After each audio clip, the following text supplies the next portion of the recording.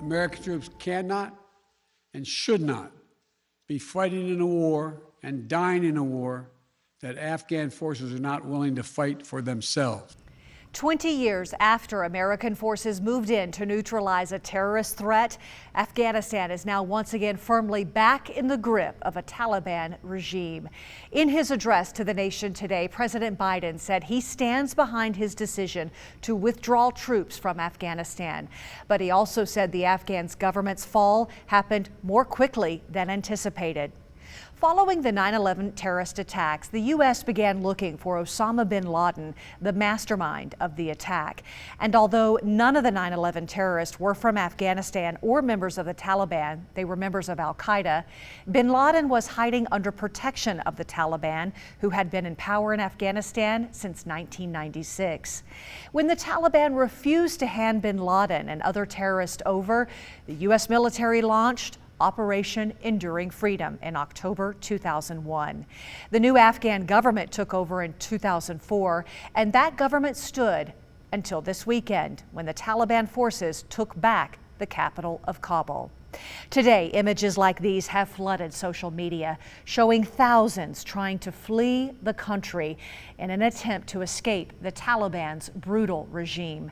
And the effects of what has transpired this weekend are being felt all over the globe, including here in Idaho. Our Andrew Bartline spoke with two local retired Marines about the United States leaving Afghanistan.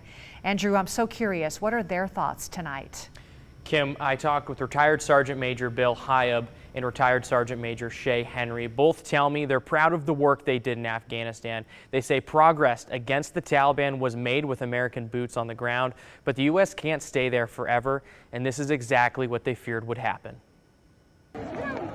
The latest chapter in the 20-year war in Afghanistan weighs on retired Marine Bill Hyab. Well, right now it's total chaos. And the work they did overseas is forever ingrained in the mind of retired Marine Shay Henry. There's probably not a day that goes by that I don't think about my time in Afghanistan and the things that we were able to accomplish. Between the two, there's a combined 49 years of service in the United States Marine Corps and plenty of time served in Afghanistan. You know, they were great people, and just seeing the expression in the little kids' faces as you're giving them food or toys or coloring book and hoping they would have a better future than what's going to happen now. But the United States is pulling out of Afghanistan, and the Taliban has now taken over Kabul, the country's capital. It's left the Afghan government unable to rule, and that's exactly what these veterans feared. You knew we couldn't stay there forever, but you were hoping that when we did leave that the Afghan army and Afghan police would be able to defend their country. Both Hyab and Henry are proud of their efforts, but they're left wondering if it was all in vain. After seeing what's happening now, you wonder whether the fruits of the labor was good. We can't always be there to bail every single country out. Both say they're in Afghanistan for a specific reason: to stop the Taliban. I wouldn't change it.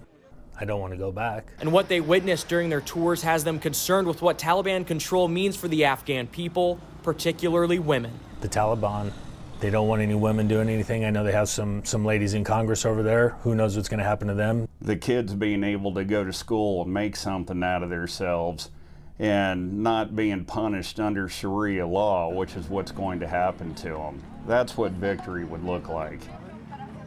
Hyab and Henry both say this is a complicated issue, and they aren't overly critical of the decision to leave. Like they said, you have to leave at some point, but they do say there are consequences no matter what the United States chose to do. They did tell me they wished a strong Afghan government was in place with the infrastructure to succeed. But of course, Kim, it's been 20 years, so easier said than done. Andrew, I'm glad you found these men to talk to, because I was thinking this morning as these events were transpiring so rapidly, I'm thinking, I wonder what our military men and women are thinking right now. So I'm glad that they shared their perspective with us. Andrew, thank you.